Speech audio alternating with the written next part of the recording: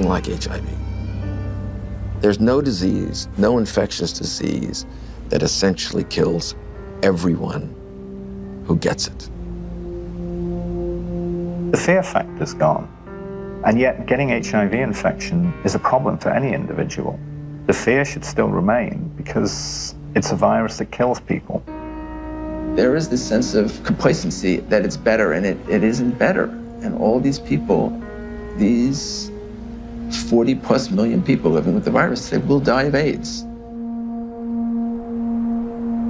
Over the past 3 decades, humanity has rallied together for the AIDS cause.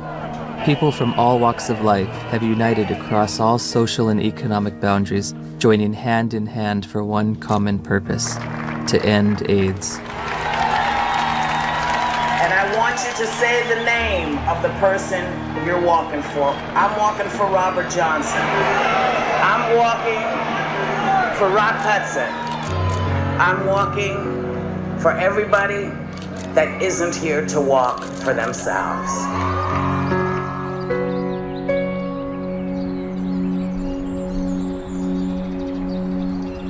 The statistics are growing, all except for one. That's the amount of people cured, and it's still 0.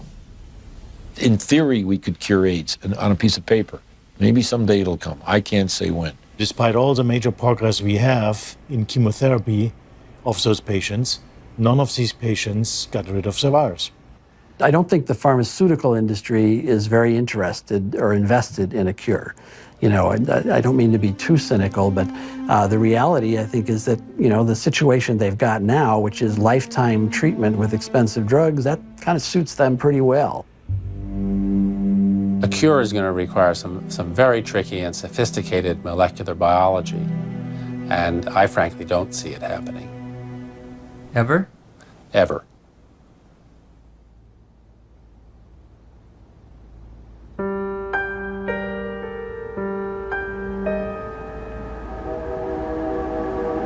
I was born in 1980, a year before AIDS exploded onto the public consciousness. I grew up beneath its shadow like a child raised under the threat of the mushroom cloud. You might say I am a member of the first HIV/AIDS generation. I've never known a world without it. This film is an account of my journey through the shifting sand surrounding HIV/AIDS. AIDS has been front-page news for nearly 30 years. Yet how much do any of us really know about HIV and AIDS?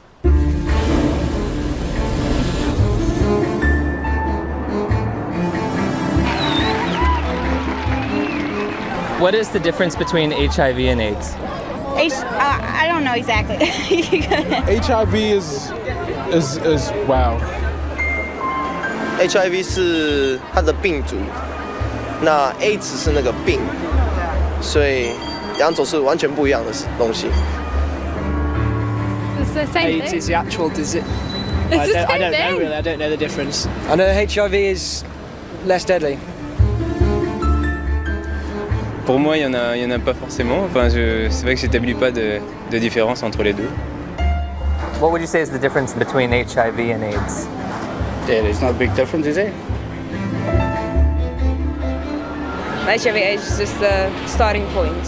HIV is a virus. The actual virus is AIDS. People around the globe were just as confused as I was. So I sought out the world's leading HIV/AIDS authorities, among whom were the discoverers of HIV, the key White House advisor on AIDS issues, and the executive director of UNAIDS' global response to the epidemic.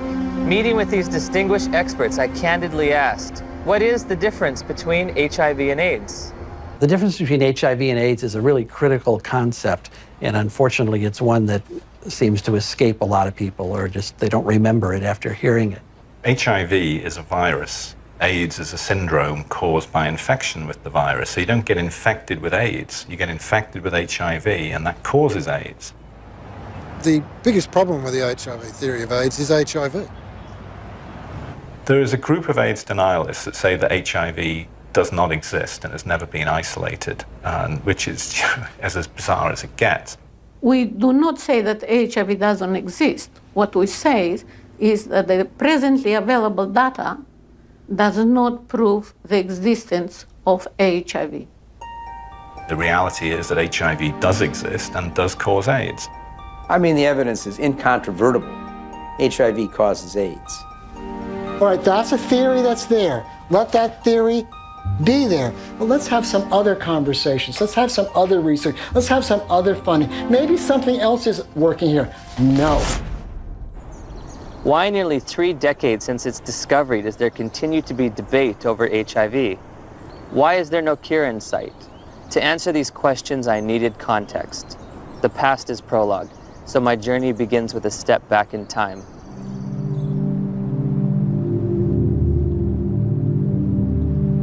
The National Center for Disease Control is reporting more cases of 2 rare and deadly diseases found in homosexual men.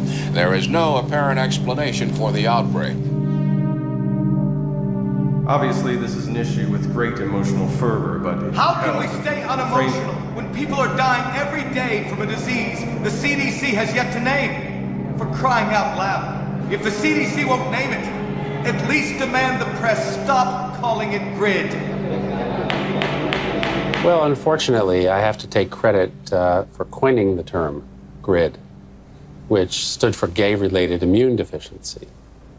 We were seeing a cluster of gay men who were suddenly critically ill of pneumocystis pneumonia, which was the indicator disease of something new, and reported our findings to the CDC. I was the chief of the STD division at the CDC at that time, when the draft report of 5 cases of pneumocystis in gay men came across my desk for review. Shortly afterward, cases of a very rare cancer called Kaposi sarcoma were diagnosed in young gay men. My first reaction was, this is an extraordinarily important finding. The CDC was looking for something like that when it came along. They were looking for it already. They were hoping there was going to be a new plague because polio was over. The CDC's budget was getting decreased. This is back in like the early 80s. There was double-digit inflation, a very high unemployment, a rapid military buildup, and a threat to decrease all domestic programs. And this led to reductions in force in the public health service, particularly the CDC. The Center of Disease Control, CDC, in Atlanta was under threat for reduction and even theoretically for closure. There were memos around the CDC that says, we need to find a new plague. For them to justify their expenses and their existence and make their careers, they have to find infectious diseases. We need to find something that'll scare the American people so they won't give us more money. Once people recognized that this was likely caused by a virus, the media attention went from no news coverage to the most covered news story in history. People went from neglecting it to fear and panic. Maybe I can get it. All of a sudden, AIDS was a very fundable project, and I suppose the psychology they worked on was the fact that they thought, well, in Congress, essentially this is white, straight, heterosexual men who are the congressmen, and if they feel they can't fuck around without being worried about AIDS, they're going to let the dollars out. And it worked. Suddenly there was a lot of money available for anybody who wanted to study HIV. And nobody ever looked back and said, why do we want to study HIV? Bob Gallo said on television, causes AIDS. The evidence shows that this disease is not merely confined to the gay community. I motion to call the disease Acquired Immune Deficiency Syndrome, AIDS. In 1982, Dr. Harry Haverkos was one of the Centers for Disease Control's epidemiologists tasked with defining AIDS. AIDS refers to a syndrome, and its definition changes periodically. AIDS is a chronic disease. It's based on its immunodeficiency. AIDS is not a disease, right? AIDS is a whole lot of different things. Depends on what country you're in. When your CD4 count falls below a certain arbitrary level, by definition, you have AIDS. You know, when someone's count goes down and then it goes back up again, it's, politically they may still have AIDS. Medically, I don't think they do.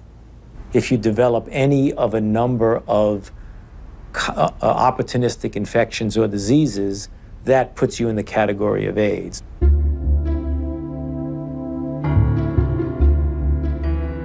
We don't even know what AIDS is. AIDS is so hard to define because they change the definition of it every year. The definition of AIDS has broadened over time. It was revised in 1985, and then again in 1987. The changes in the definition have been political. Every time they change the definition, the numbers go up. The definition has changed many times. The biggest change was probably in 1993, which they then, added the CD4 count and HIV, and, so you could not even be ill, but if you had a CD4 count consistently below 200, you now had AIDS. A closer look at the Centers for Disease Control's documents reveals that AIDS numbers actually declined in 1993, but a retroactive definition change increased the estimates by more than 100%.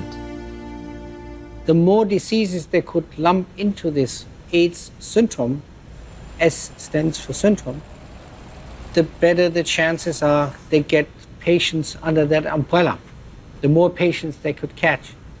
As time goes along, definitions get used for a variety of issues, and some of those are not based solely on scientific decisions, but politics and capitalism and reimbursement comes into play. For example, a person with hepatitis C, even say here in San Francisco, if you got hepatitis C and only hepatitis C, you're shit out of luck. Having an AIDS diagnosis, I get a free apartment. The city of San Diego pays my apartment. I can have the state of California pay for many medications related to HIV. I get Social Security benefits. I can get discounts on my supplements at the local health food store. I also get food stamps and in-home supportive cleaning services. So I was basically a healthy person walking around, and yeah, I had all these wonderful little perks, You get all these benefits, that we fought for and got. But the end result has been a sort of an imbalance. We succeeded, and I'm glad we did, but it is a little unfair. Politics, insurance, capitalism, benefits, you can be sick or healthy. I never would have thought that AIDS was so convoluted. Right. Well, as I said, that has changed. How you define that scientifically has changed quite often, which just makes it difficult to, for the lay people to understand. It makes it difficult for me to interpret the numbers. Africa is purported to have the highest incidence of AIDS cases on the planet. So I trekked to South Africa to witness firsthand the impact of AIDS on that troubled continent. Around 10 million of South Africa's 48 million people have been reported to have AIDS. It's only a 10-minute drive from Cape Town's pristine modern airport to the squalor of neighborhoods said to be ravaged by AIDS.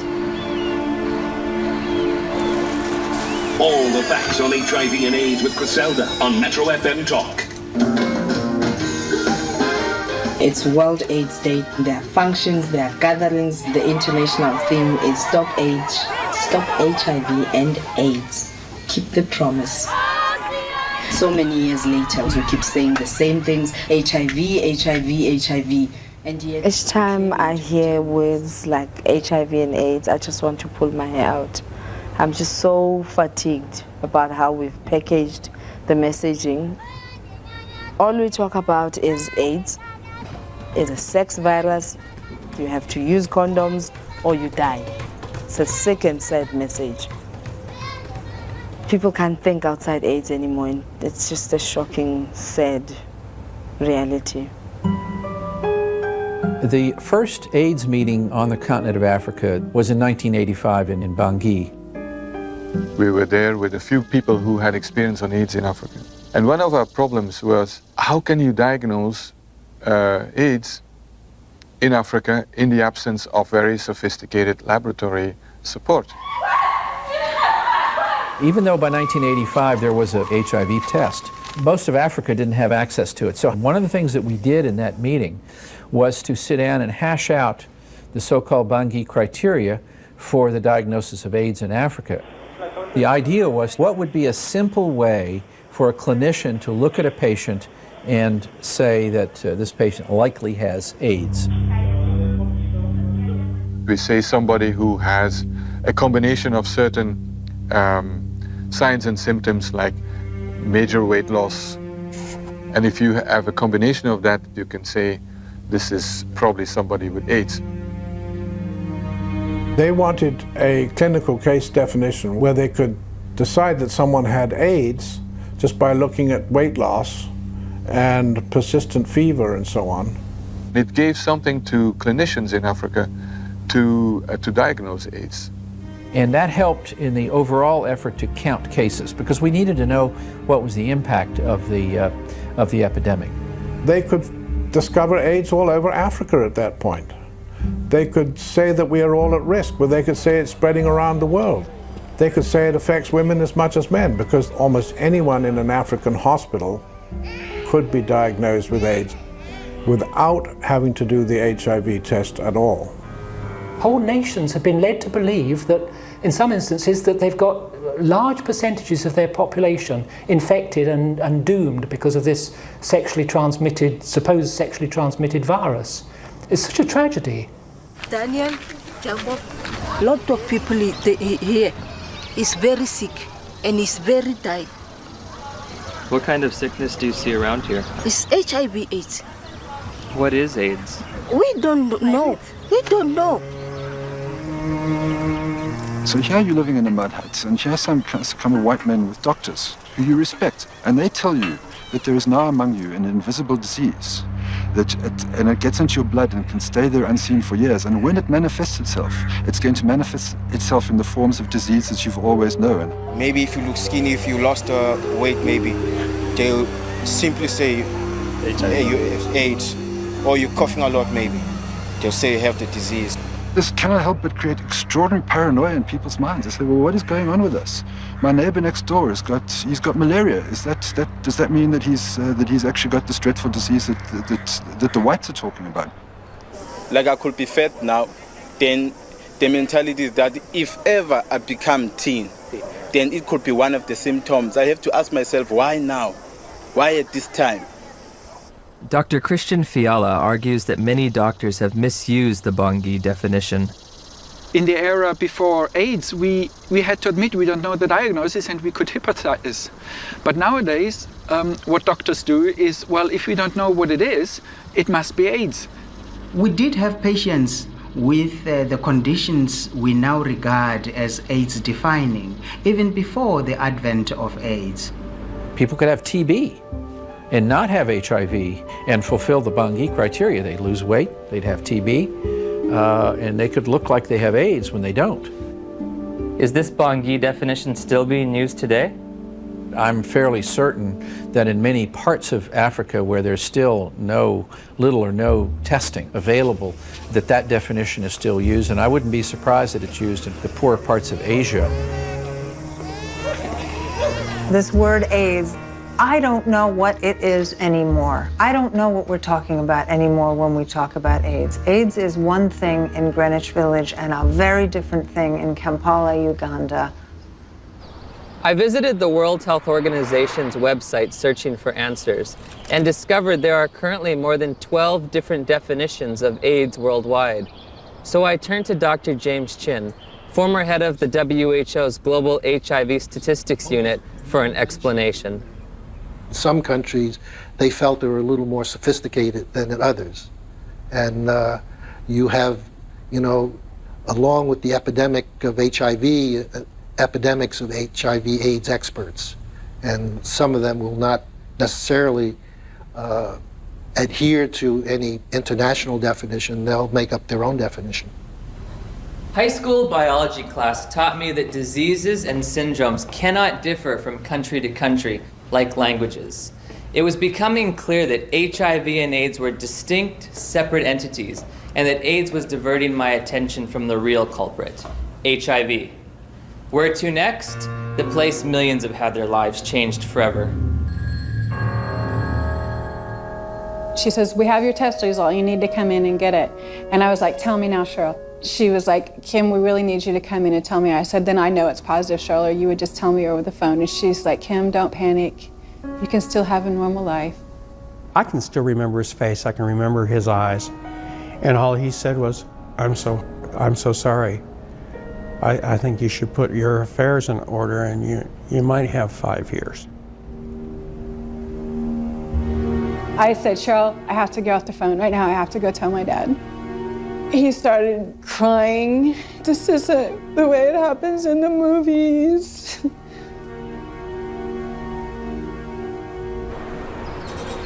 It's 7 a.m. here in Johannesburg, South Africa, and I'm a little nervous because I'm about to go in for my first HIV test. Have you ever gone in for an HIV test? No. No. No. No. Yes, I have actually, a few years ago. Were you nervous, apprehensive? I was very frightened. The nearest testing center wasn't in a hospital or in a doctor's office, but on the main concourse of a bustling train station, beneath a few portable tents. HIV testing facilities are everywhere, from street corner kiosks to shopping malls. I'll be tested with a rapid test, which looks for antibodies to HIV. So, have you ever tested for HIV before? No. You said no.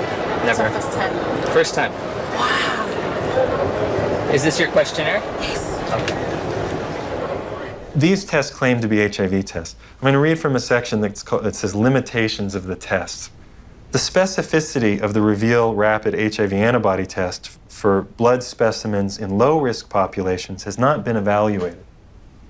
They don't know, in their terms even, how well this test is going to work in people they don't want it to work in, low risk. We don't think you're at risk.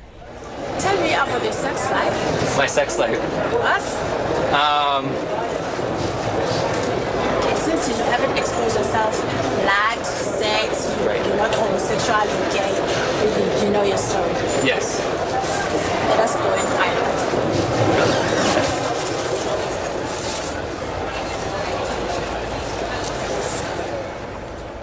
In 1990, we flew to Romania to adopt a baby.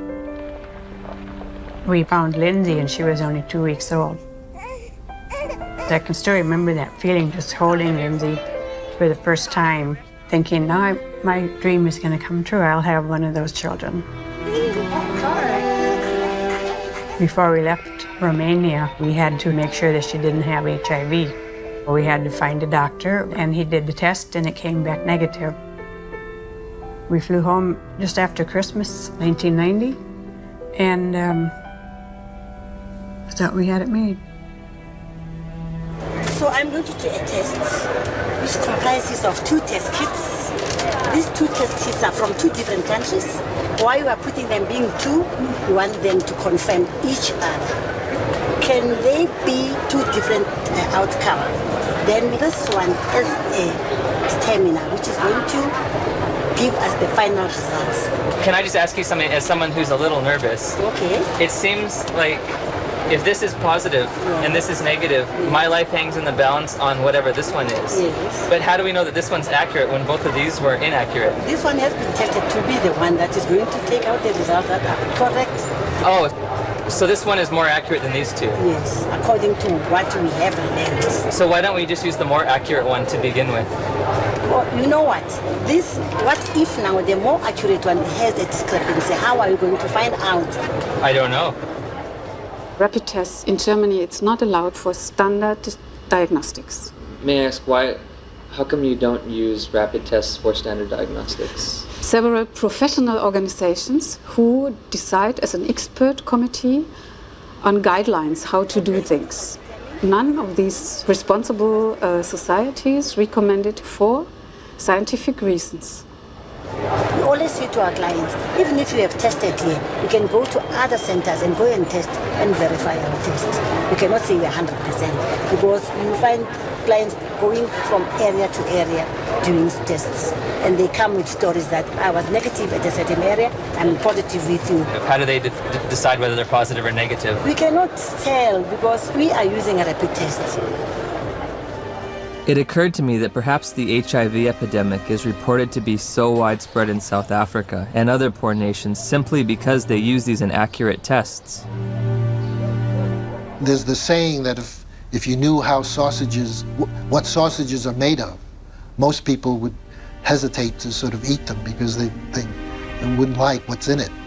And if you knew how HIV/AIDS numbers are cooked or made up, you would use them with extreme caution. I decided to investigate HIV testing protocols used throughout the developed world. When we're testing people for HIV, the first thing we do is a screening test, and it's usually a test called the ELISA.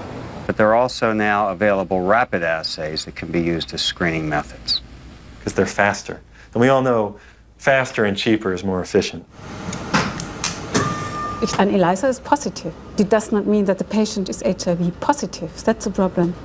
If we're using antibodies as a screening test to tell who's infected or not, very occasionally you can get false positives.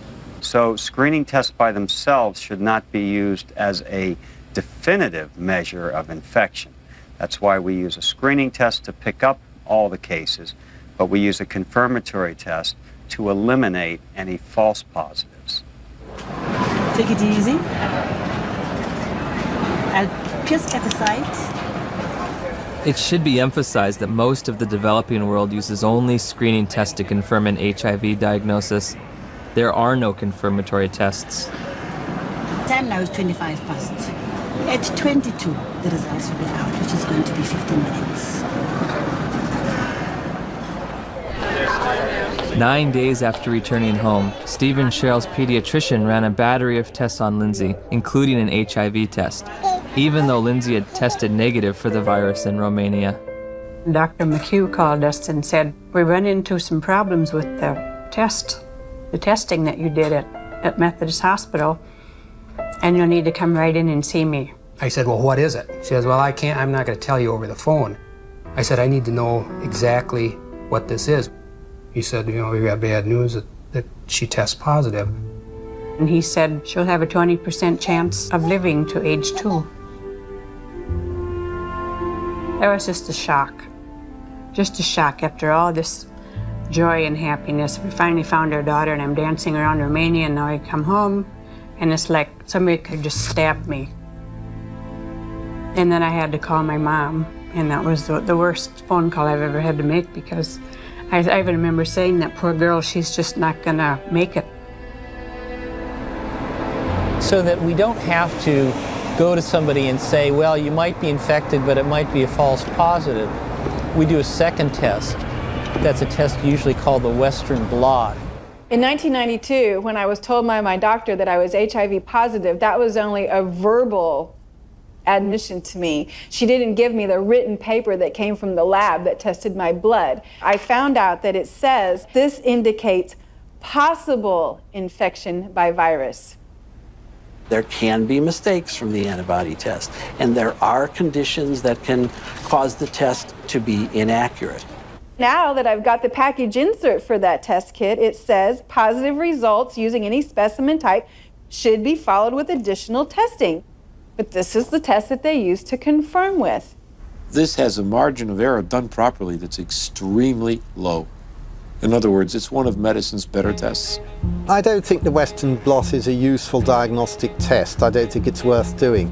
Did he give a reason? Anybody can say anything. I think it's stupid to drive a car. But come on, you gotta give a reason. It's a useful prognostic test. Once you know that someone is infected, then you can follow their antibody response as well with Western blots. I'd say he's absolutely wrong. It has a complete usefulness. You don't need a Western blot. And it's become a dogma in HIV research that you need one ELISA followed by a Western. You don't. You need 2 different kinds of ELISAs made in 2 different formats. Would you ever want to confirm somebody is positive using just ELISAs? No, never. It's against the rules. It's against the recommendations. It's a turbulent sea of argument about how can we use this test? When can we use this test? Why does this test have no standard? We have a group now of about 40 patients that have no detectable virus in their body, but they're not being treated. So the first question is, are they really infected? So the Western blots can have false positives? No, the Western blot was negative too. But they were told they were positive by a lab, yes, that misread the Western blot. Heavyweight champion Tommy Morrison tested positive in 1996. 11 years later, in 2007, he tested negative multiple times, allowing him to return to the ring. There's constant discussion in the community of people who do diagnostic testing and the blood bankers about how to read these tests. When you're looking at this Western blot, how do you determine what is a positive? You need a certain number of bands being present.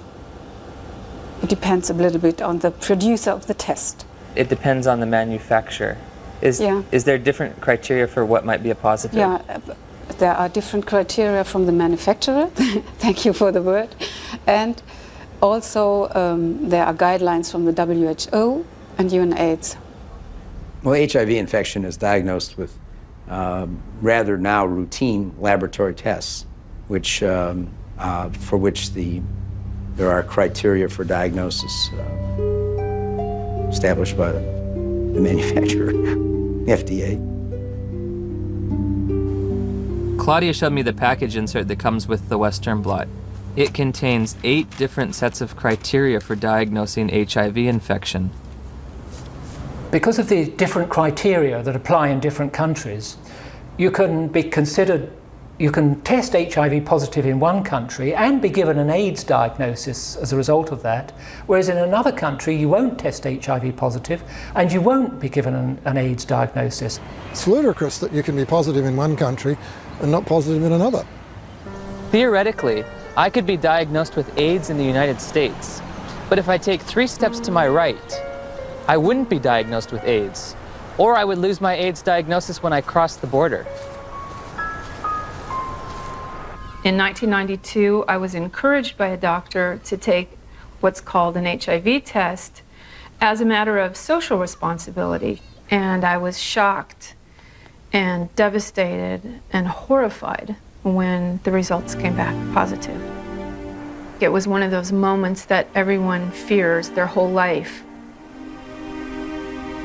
A week later, I take the same test to an AIDS specialist. He looks and says, "This isn't a positive test. I don't know what this test means." Since a false positive looks like a true positive, how can you ever distinguish whether it's truly a positive or a negative? Well, that's a great question.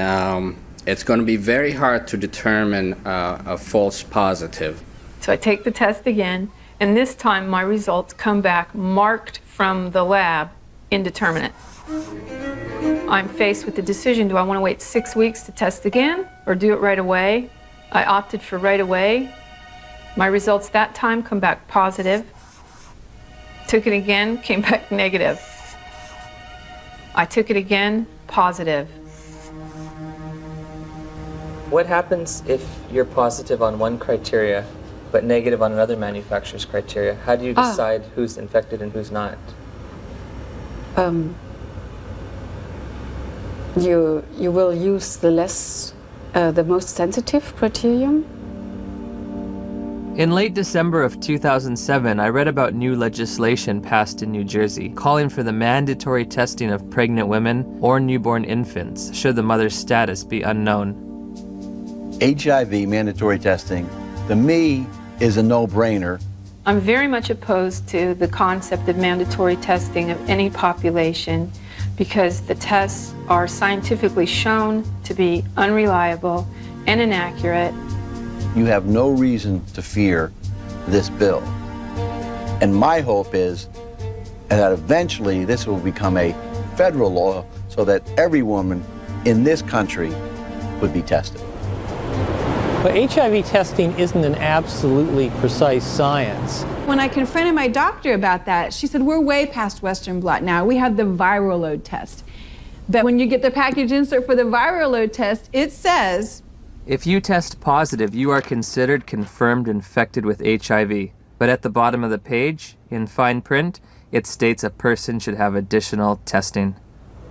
It does not allow you to tell a single person on this planet that they are HIV positive. And it's a scandal that this test continues to be used. So again, I'm asking, where's the test? Where's the test that can confirm a diagnosis of HIV infection? And I can't find one. I have the package insert from the manufacturer which they supplied me with. And under limitations of the test, it states that risk factors should be used in conjunction with the test. Has a person had sex? Have they used drugs? Have they had a blood transfusion? And then in conjunction with the test, not the test alone, but with the test, then you decide whether the person is positive or negative. Do the answers to these questions help aid in the diagnosis? Oh, of course they did. Really? They do. Now, if I tell you that the test you took was lousy and didn't mean a thing, does that make any difference for everybody to hear? You make a difference for me. Yeah, I know. How can we say that HIV is the cause of AIDS when we don't know, based on current tests, whether or not anybody diagnosed positive actually has HIV? President Thabo Mbeki will officially open the AIDS conference tonight. Delegates here are hoping he will finally separate himself from the AIDS denialists. We remain convinced of the need for us better to understand what would constitute a comprehensive response in a context such as ours, which is characterized by high levels of poverty and disease. As I listened and heard the whole story told about our own country, it seemed to me that we could not blame everything on a single virus. I thought this man must be an idiot. Everyone in Africa is dying of AIDS. I know this because I read the New York Times. It's beyond doubt. Rion Milan was hired by Rolling Stone to investigate and debunk President Mbeki's misguided ideas. Where to begin? The numbers. My very first action, I opened Johannesburg's Yellow Pages. I thought that I could illustrate this with a scene that began in a coffin factory in Johannesburg, where workers are working overtime trying to create caskets for these mountains of people who are dying of this condition. And I discover that in the midst of what the UNAIDS says is a plague, is that half of the coffin factories in Johannesburg have gone bankrupt. In South Africa alone, it's about 1,000 people dying every day from AIDS. If you're an advocacy agency and you perceive low numbers to be bad, your bias may be to accept higher numbers even if they're not scientifically sound. I know Jim Chin quite well, and I was the chairman of the steering committee on epidemiology of the global program on AIDS in WHO when Jim Chin was in charge of epidemiologic estimates. And we could never get information how the WHO estimates were made then. So we were very critical in these days because we felt it was not based on enough evidence. It's possible that he didn't read the materials we sent him or he didn't understand them, but we did send information to anybody that wanted to know about the estimates because they were pretty transparent. In an attempt to get to the bottom of the statistics debate, I've come to Geneva, Switzerland to look at the World Health Organization's official numbers.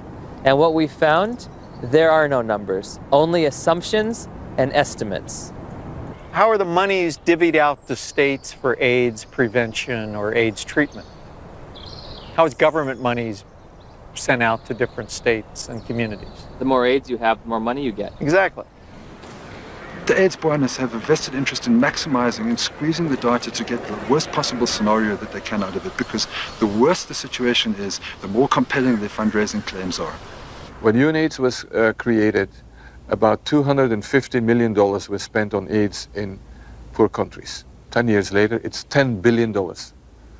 That's an unprecedented increase. Still not enough. When that was created, the first thing Peter Piot said, was that UNAIDS is an advocacy agency, pure and simple. And this was my first objective when I came into this job, and that was put it on the political agenda. He divested himself of all of the program aspects and the scientific aspects of AIDS. This is not a scientific issue. This is a matter of politics. Except one unit. He kept sort of the numbers unit.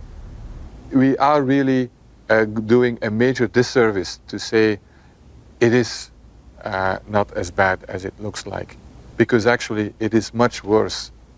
1 month after my interview with Dr. Piat, the Indian government slashed their estimates by nearly 60%. Shortly thereafter, UNAIDS acknowledged they'd been overestimating global HIV statistics for more than a decade. They've painted themselves into a corner, and now their house of numbers is falling apart. America is leading the fight against disease, and I call on you to double our initial commitment to fighting HIV/AIDS by approving an additional $30 billion over the next 5 years.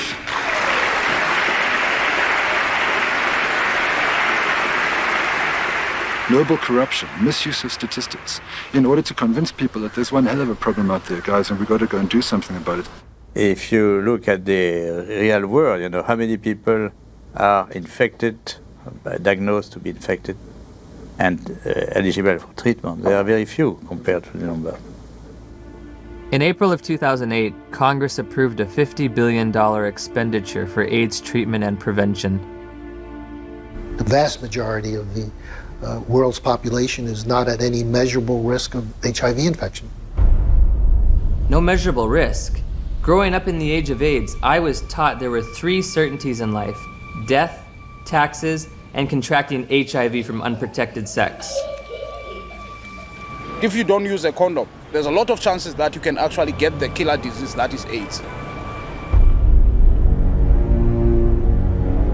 I did a study of the heterosexual transmission of HIV in California, and we recruited individuals who were infected with HIV. Then we recruited their sexual partners, and we looked at whether transmission, in fact, had occurred. Padian runs a study. It's a 10-year study with the world's most virulent, terrifying sexually I mean, this thing jumps, off of penises into vaginas miles away.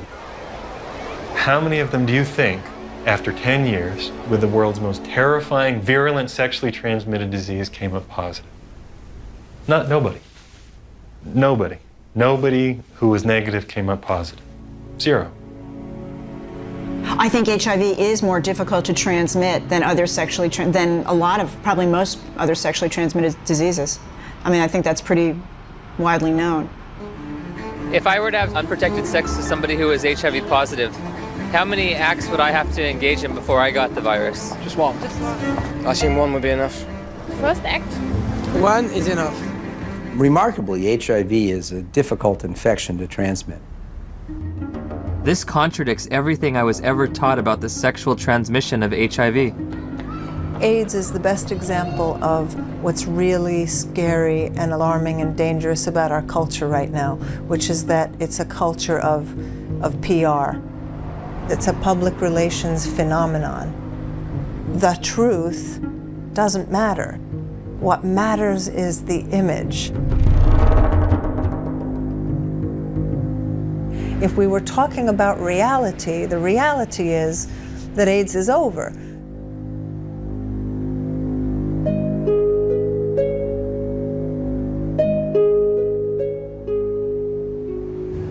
Somebody decided in the early 80s that there's this infection called HIV. And upon deciding that, I don't think it was debated enough. In 1983, Dr. Luc Montagnier and his team of researchers identified what they thought might be the cause of AIDS. I really was excited because we knew it was a new type of virus, not shown before in men, and very likely to be the cause of AIDS. Of course, at that time, we didn't have the full proof of what's the cause of AIDS. That initial work was rapidly reinforced by additional virology and serology studies in Bob Gallo's lab in Washington. Gallo got pushed by the Reagan administration that wanted to do something on AIDS finally. They literally told us to just close CDC's lab down. We don't care about it. There's a bunch of gays, who gives a shit? I mean, that was really their whole story. So the whole thing that they rested their political response was, well, we discovered the virus. Good afternoon, ladies and gentlemen. The probable cause of AIDS has been found. Credit must go to our eminent Dr. Robert Gallo, who directed the research that produced this discovery. What was new that day is for the first time we were saying, that's the cause, I'm sure. It was a silly press conference. There was not evidence then that HIV was the cause of AIDS. It wasn't called HIV. There was certainly evidence that he didn't discover it. It was discovered in France. The conference was held before any of Robert Gallo's papers were published, therefore before any other scientist had a chance to review them and look at the evidence and see if he got it right or wrong. Gallo's philosophy was to have people to whom he would give the virus be in his own control, so that any information that came out of that would come through him, so that he got all the information, indeed often put his name on publications and would, quote, collaborate with them. But should you have any broader view other than his personal glory and your personal glory, this was not a scientific pursuit in any way. The U.S. Department of Health and Human Services decided from now on, we are only going to fund AIDS research that assumes that Robert Gallo's virus is the cause. I didn't think that HIV in 1984 was the cause of AIDS. That's why I did the study comparing gay men with Kaposi's and gay men with pneumocystis. I assumed there must be something else. If you go read my paper from 1985 that Kern and Jaffe would not sign on to, I actually lay out the cofactor hypothesis in that paper.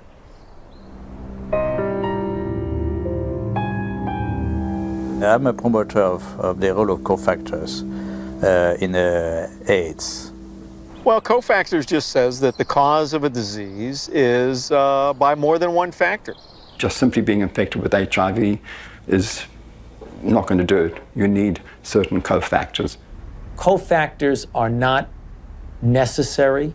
Dr. Fauci would say HIV causes AIDS without the need for anything else. That's kind of ridiculous. The data that indicate that any different type of infection like mycoplasma or something like that is a necessary cofactor, I believe those theories have been debunked. What the fuck does he mean? Sorry, what's it? What does he mean that there are no cofactors? Where's he coming from? There's cofactors for everything. Cofactor implies something specific, and it really gets us off into tracks that are wandering. Gallo isn't gonna change his mind, but he's probably 70 years plus now. He's gonna remember things. Yeah, we all remember things that are good for us, and we forget the bad things. The cofactors are important to really understand how people get ill, why they get ill. What is asked of an AIDS journalist is to deny an existing reality, which is a strong, growing body of dissent on a scientific question. In August of '92, my dad had just read his latest National Review, and there was an article in there about Peter Duesberg, a maverick cell biologist. He said he didn't think HIV caused AIDS. To deny that this well-identified, well-characterized virus is linked with AIDS is, to my mind, just potty. He said, I can't replicate this in my office. I can't get this virus to do anything. We thought, oh my gosh, my dad is really daydreaming. He's trying to wish this all away because he knows how upset we are. Just wish it all away, and everybody will be gone happy. If Fauci would say, here's $1 billion for alternative theories of AIDS, you wouldn't believe what's going to happen. A lot of HIV researchers overnight would would start cofactors. The first year they would call them cofactors of HIV. And the next year, the co would be topped and HIV would be topped a year later. Peter is highly intelligent. He did excellent work. I mean, no wonder he got a full professorship in Berkeley and was nominated to the American Academy of Sciences. But I told you very frankly that he's killing people with his theories, and I still stick to that. They attack him, they attack his ideas, and they present some bogus way of refuting what his science has said that doesn't really refute it. Peter Duesberg? Yes. Oh. They're all prostitutes, most of them, my colleagues, to some degree, myself. You have to be prostitute to get money for your research. You're trained a little bit to be a prostitute.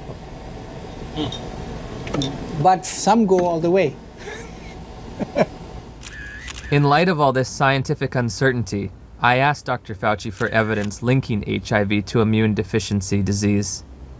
When you put the combined findings of the initial characterization as a distinct retrovirus isolated by Montagnier and his group, together with Gallo linking the virus to being the cause of AIDS, and they put those things together, and that's how we have a confirmation of the causative agent of AIDS, namely HIV. Still unclear about the evidence for HIV's existence, I decided the best way to verify it would be to actually see it. I asked Dr. Hans Gelderblom, a world-renowned electron microscopist, if he thought there was any reason to question Dr. Montagnier's published images. I've seen these publications, stamp-size images. It's a nuisance. It's a nuisance. You do not really see much. When we saw that photo, we said, suggestive, but not convincing. Dr. Gallo, 1 year later, published photographs he claimed to be of HIV. Were his any better? These pictures were not so impressive. They were not much better than Montagnier's images. It's one thing to look like, and another thing is to be a virus. In 2002, I stumbled across an article by Valander Turner and Andrew McIntyre of the Perth Group in Australia, and it questioned whether there's ever even been found a virus. I became consumed with researching this. I could read from morning till night every day, and every link to another link, and I would email to these people and say, where's the test? I want to know. Am I dying? Am I contagious? And they weren't even very kind. They were just like, read our articles again. How many times do we have to tell you there's no test? It is crucial to understand that an AIDS diagnosis is forever. It cannot be reversed or alleviated. The stigma attached to people knowing that you have it and are living with it is worse than actually living with it. I can't think of anybody who's ever been evicted from their apartment because they had breast cancer or because they had cerebral palsy. I did a campaign to address stigma. The message is that if anyone is infected, we are all affected. Some have it medically, some have it socially, some have it culturally. And at the end of the day, if it exists anywhere, it exists everywhere. We don't all have AIDS. And once you start bullshitting, it gets a problem. You know, we don't all have AIDS. We all have to be sympathetic to AIDS, and yet all kinds of people who get HIV infection. But we don't need to make, in my view, non-truths, or just to have a slogan or a symbol. We all have AIDS. No, we don't all have AIDS. But my message is you do have it, whether you want to accept it or not. Are you medically susceptible? Maybe not. But are you socially vulnerable? Yes. In June of 2007, the BBC featured a news story which began, HIV infection theory challenged. Living cells are complicated, and how they work inside the body is even more complicated. So there's still a lot of debate as to how exactly HIV causes AIDS. In March of 2008, the Washington Post went on to state that multiple surprises have reminded researchers how much they still don't know about HIV's biology. HIV has got to get inside the circulation of the body, and it does that in ways that are not completely understood. The prime target for HIV is a T cell population called CD4 helper T cells. The way that the virus gets into the target cell, it fuses its membrane to the membrane of the cell. I don't understand the fusion process. I don't think anybody completely understands it. We have a relatively poor understanding of how viral proteins interact with proteins in the cell. How come our antibodies aren't able to keep HIV in check? It's an excellent question. That's one of the great stumbling blocks. They can't prove that HIV is the cause of AIDS, okay? They cannot prove that HIV is the cause of the collapse of the immune system, no matter how many scientific journals says it is. When you go to the basic research, it doesn't prove it. We are almost convinced that there is other factors that are involved in the loss of CD4 cells, and we don't know yet all the mechanism. How HIV depletes the T cells so an individual advances to AIDS is probably due to multifactorial elements. One is it will kill the cell eventually that it infects. HIV does not necessarily kill the cells it infects. Some T cells are directly killed by HIV, and other T cells keep the virus in check. It's a silent state within the cell, and I think in many cases these cells can return to a normal function. Can that cell return to a normal state? I don't think so. When I was told I was HIV positive, I accepted that on a very deep level, but only by having the courage, the open minds,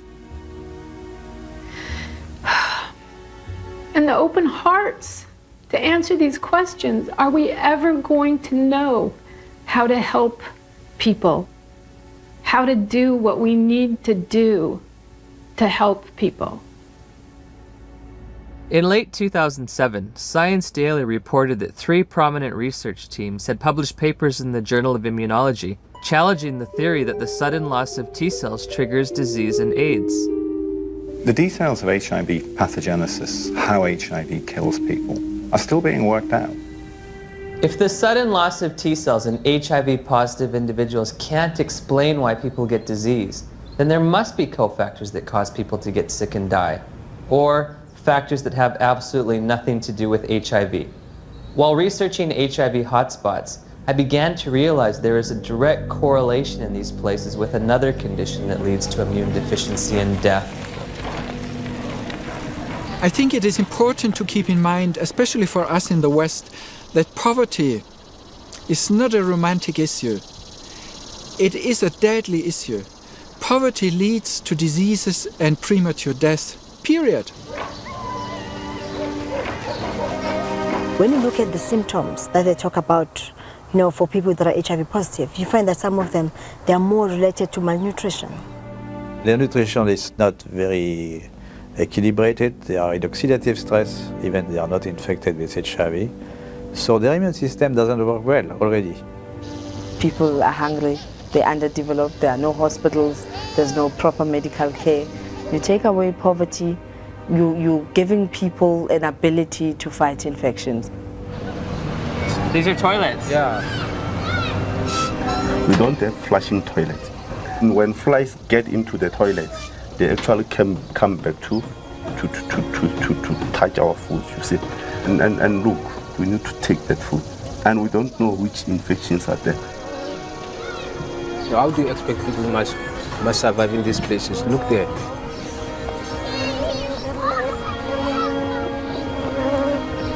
How many white people they are staying in this house like this one? In Cape Town is different. You go to suburbs, you see the suburbs is different from our places.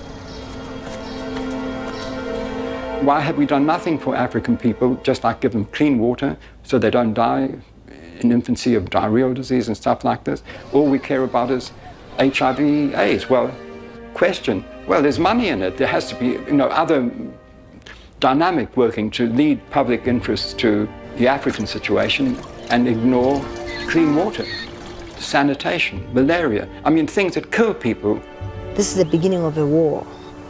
It is a war to reclaim our health. In 2008, USA Today published a news story that stated, if we look at the data objectively, we are spending too much on AIDS. About $10 billion a year is spent on AIDS, while 2 billion people live with no sanitation. 1 billion lack access to clean water. And malnutrition kills someone every 10 seconds. These factors enable diseases to thrive and severely weaken the immune system of those living in such squalor.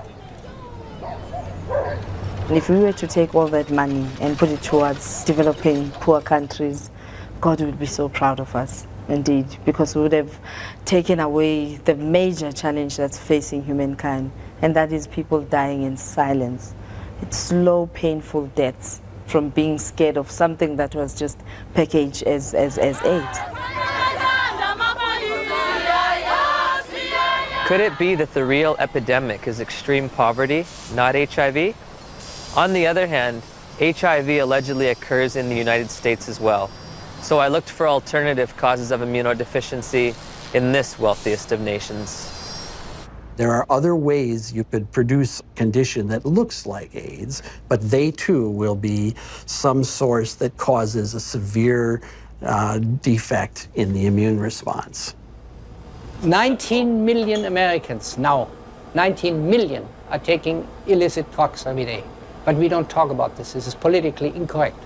There have been a number of theories as to what the origin of HIV/AIDS is. One of them was a theory that certainly turned out to be completely incorrect, that it's a lifestyle phenomenon. There's a large epidemic of STDs in general in the late 70s, and particularly in gay men. In San Francisco, New York, Los Angeles were meccas of the new lifestyle, which came from the liberation in the post-Stonewall era. The more partners you could have, the more you were striking a blow for gay lib. I remember talking to one of the people who was at the forefront of that lifestyle.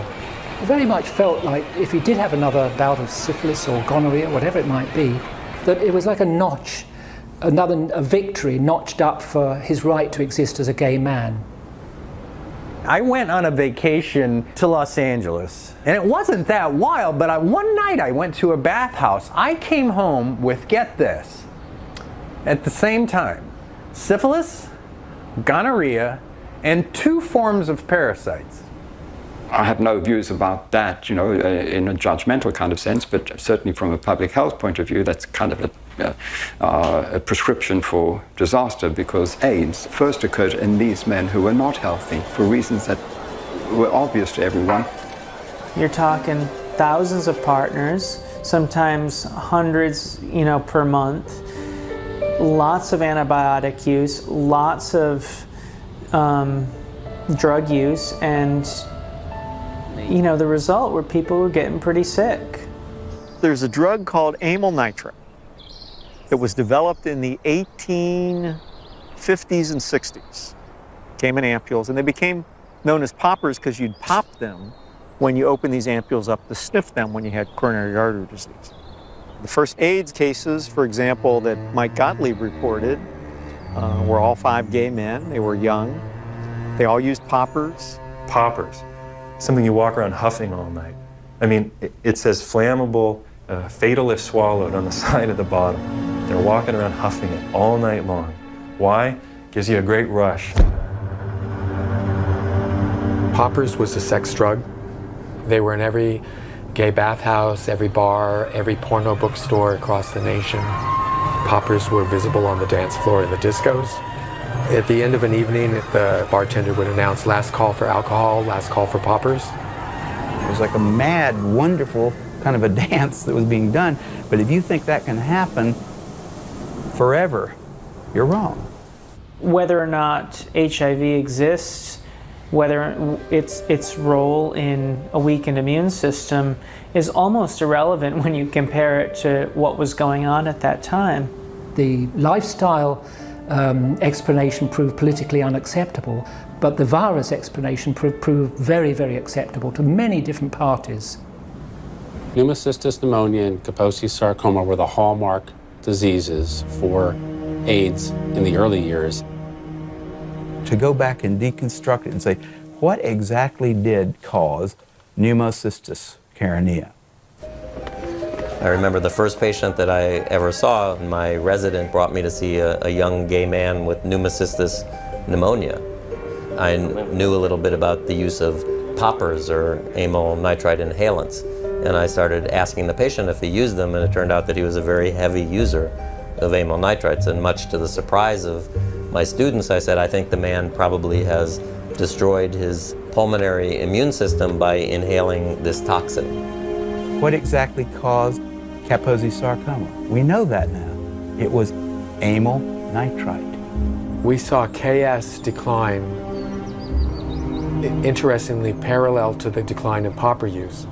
We now know that Kaposi's sarcoma is caused by a second virus, the human herpes virus strain 8. To rescue comes another virus. As always, when you're in trouble, you find another virus.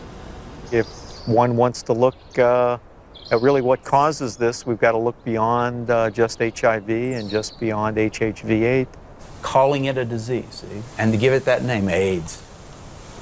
So everything's included under that, and you don't have to just say, I mean, if you'd have said, you know, these people are getting a lot of weird diseases, all kinds of diseases, it wouldn't have had the same impact. It was much better to say, there is an infectious organism on the loose in America, and it could get you.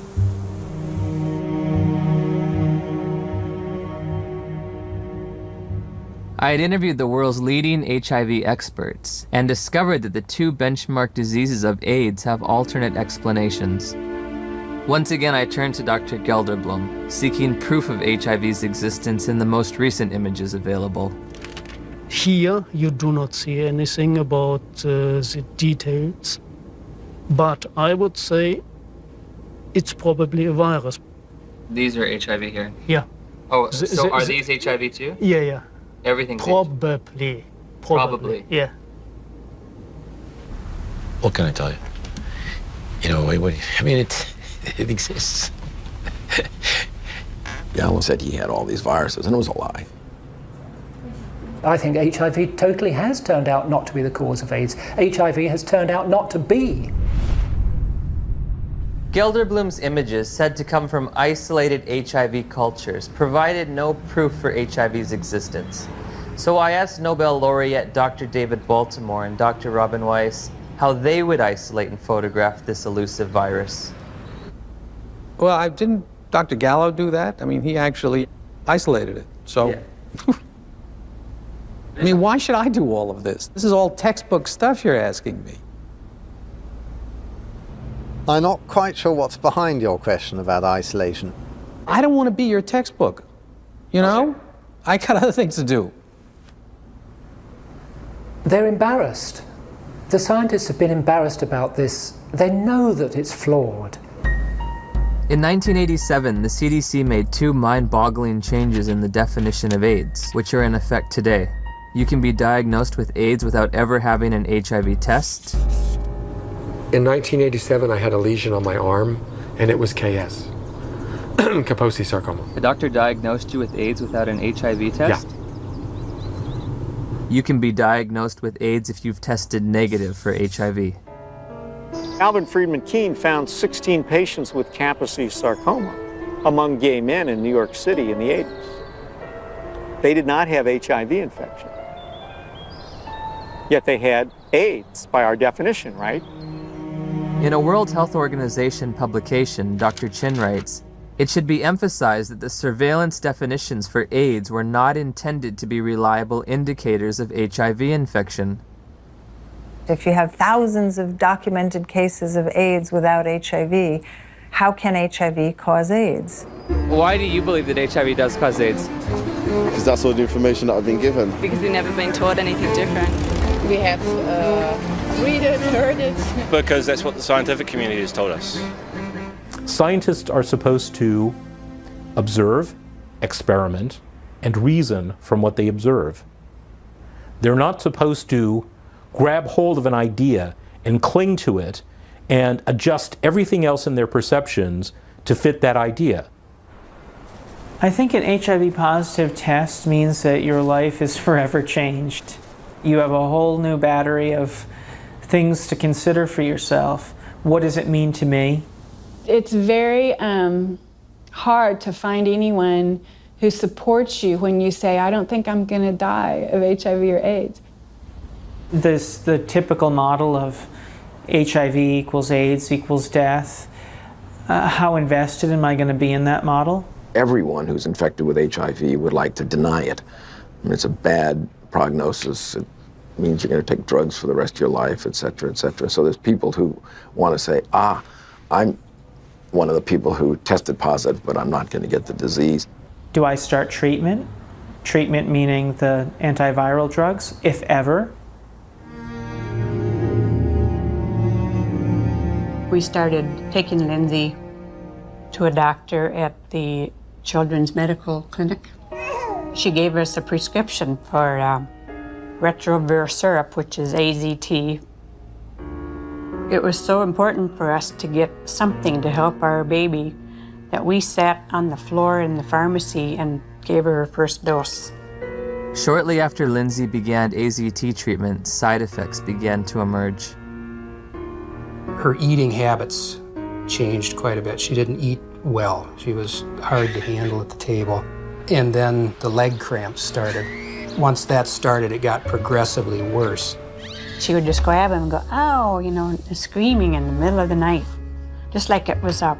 It wasn't an ache, it was like, must have been sharp pains. It's just made you feel sick to your stomach.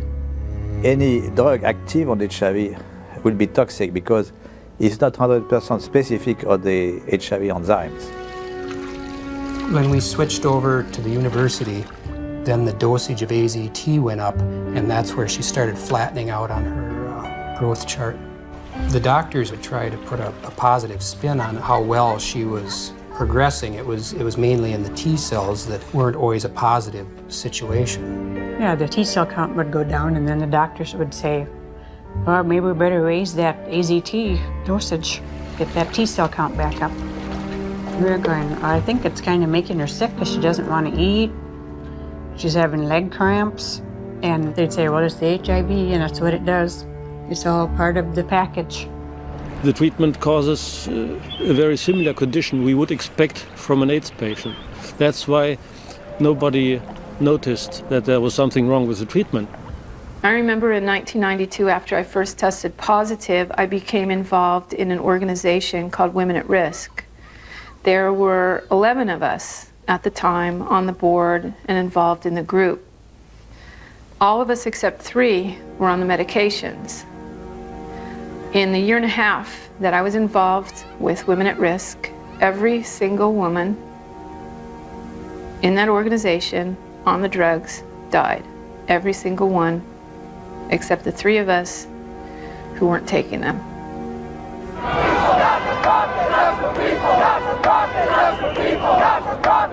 We weren't just given handfuls of AZT, we demanded it. AZT should be praised. Where is your humanity?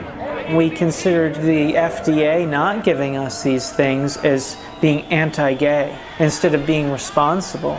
And so we went and we lobbied and we pushed for all these things, and we didn't think clearly about what it was we were asking for. It's like that saying, be careful what you ask for, it may come to pass. That's the very reason why everybody believed HIV is a deadly virus, because the HIV positive patient at that time got a deadly treatment. Despite the billions spent on the drug, tens of thousands of people with AIDS have died. And now a growing number of studies are questioning the drug's usefulness.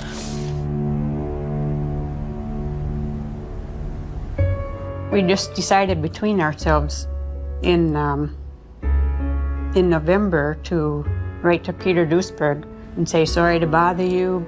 Are you for real? And if Lindsay were your daughter, what would you do? On November 11th, we got a big package, and he said, you must take your daughter off AZT immediately or she will die from it like Kimberly Begalis. That is AIDS by prescription. You get immunodeficiency and you die from the tox. That is AIDS by prescription. When AZT became widely available in 1985 and 1986, I cautioned my patients not to jump on the bandwagon and start being treated. I didn't want to see my community poisoned by an ineffective therapy. I think in retrospect, the dose that we started with AZT was a dangerous and poorly tolerated dose. Nobody wants to realize what was the real effect of this overtreatment. That means that we killed a whole generation of AIDS patients.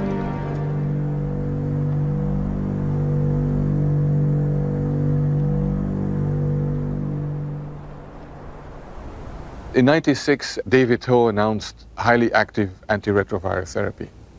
Also known as the cocktail, because the treatment combined the newly developed protease inhibitors with older HIV drugs, such as the chemotherapy drug AZT.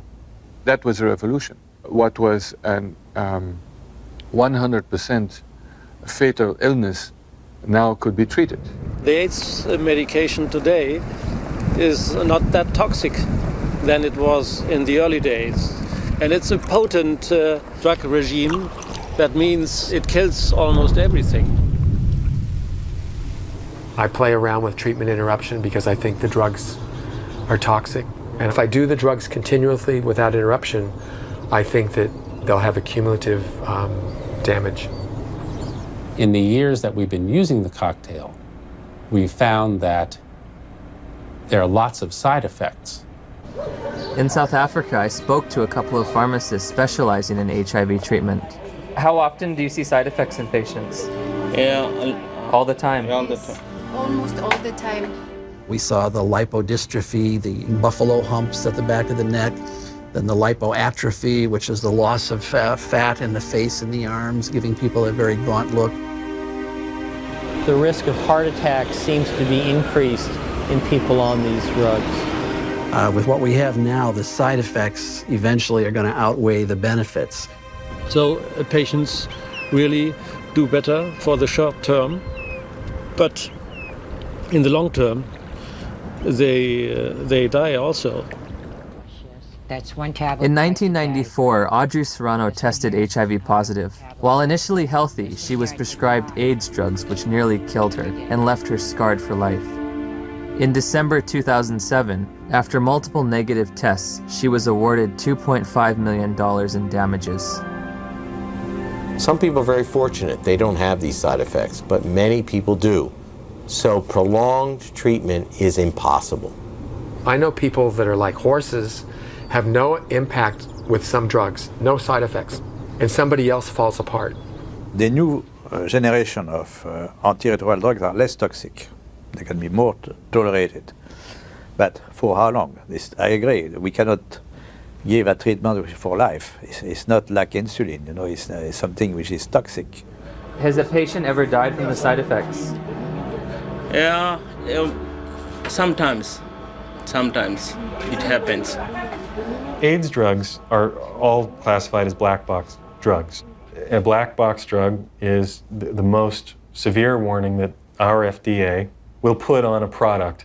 It means you could die taking this because other people have died taking this. My sister Joyce was my best friend. She's a great mom and just a very lively person. In 2003, Joyce found out she was pregnant with a second child. She was offered an HIV test as standard prenatal care by her obstetrician. She called me at work and she was like, I got something to tell you. And I was like, well, what is it? She said, I'm HIV positive. So I took a deep breath. I said, well, it's not the end of the world. And she said, well, Nell, I met this doctor today and he's a specialist.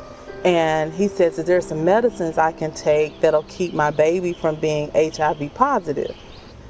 Nevirapine. Warning. Severe life-threatening skin reactions, including fatal cases. One morning she was covered in these welts and this rash. It was all over her face.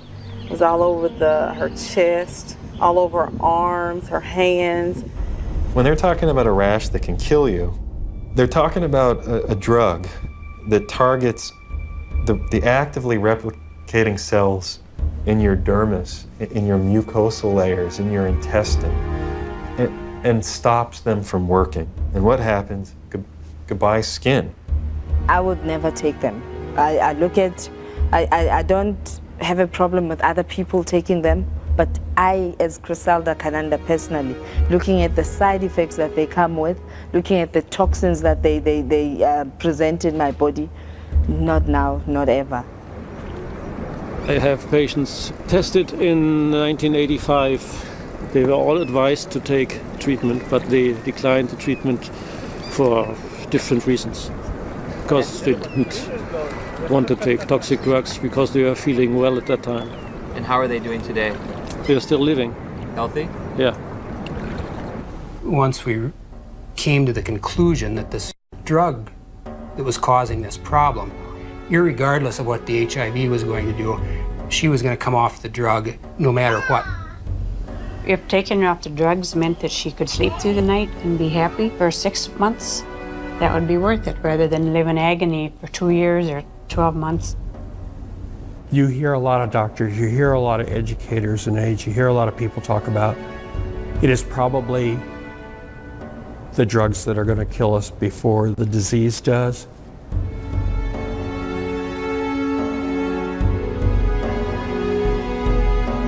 What are the drugs doing to the bodies? They're putting the bodies into coffins. Before my sister started taking the drugs, she was healthy. After she started the drugs, she developed an allergic reaction, which made her look like a patient with full-blown AIDS. She was admitted to the hospital. She continued to spiral down. And within 37 days from her first date of taking the medicine, she was gone. When news of Joyce's death reached the NIH, emails were exchanged between the director of the AIDS division and an ethics and safety officer. Ed, there was fulminant liver failure resulting in the death on this trial last week. Ouch.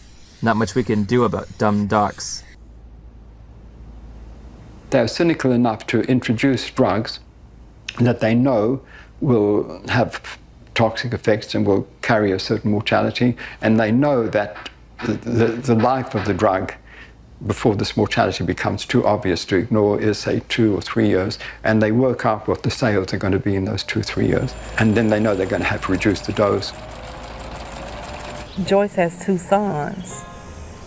Jamal he's in his senior year of high school this year. Sterling will be 4 years old.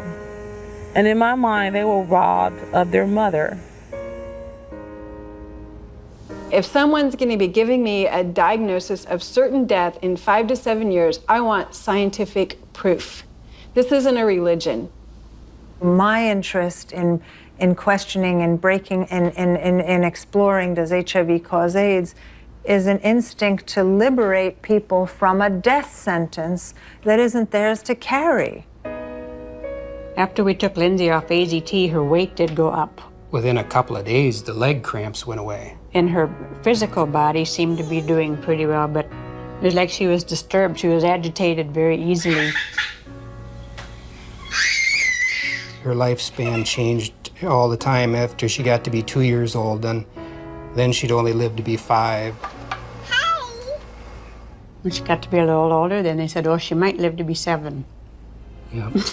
I definitely wouldn't live into double digits, and that's just was our life then. Although Lindsay was on AZT for 22 months, she made a full recovery from the pernicious side effects. Lindsay will be 19 in October of 2009. Because it's been surrounded from day one with so much emotion, so much fear, so much psychology, so much drama, very few people are capable of looking at AIDS logically. We can be exposed to HIV many times without being chronically infected. Our immune system will get rid of virus within a few weeks if you have a good immune system. If you have a good immune system, then your body can naturally get rid of HIV. Yes. If you take a poor African who's been infected and you build up their immune system, is it possible for them to also naturally get rid of it? I would think so. It's very easy to get people to think the right thing if you get the right on the tablet the first time. But once something's on the tablet and you gotta erase it and put something else, it's very hard to get people to think differently. The victims of HIV and the dedicated professionals combating it deserve our sympathy, compassion, and respect. However, at journey's end, I find myself perplexed, bewildered at times with an overall feeling of dismay and sadness. I found a research community in disarray over the most fundamental understanding of HIV, all the while presenting a monolithic public posture of authority and certainty. Bluntly stated, we have tests that prove nothing, remedies that kill, and statistics manipulated to the point of absurdity. 90% of global HIV corresponds to areas of great poverty and squalor. Ironically, while we may have been pursuing a phantom killer, a shape-shifting assassin, perhaps the real enemy has been hiding in plain view, clear as day, and as old as time.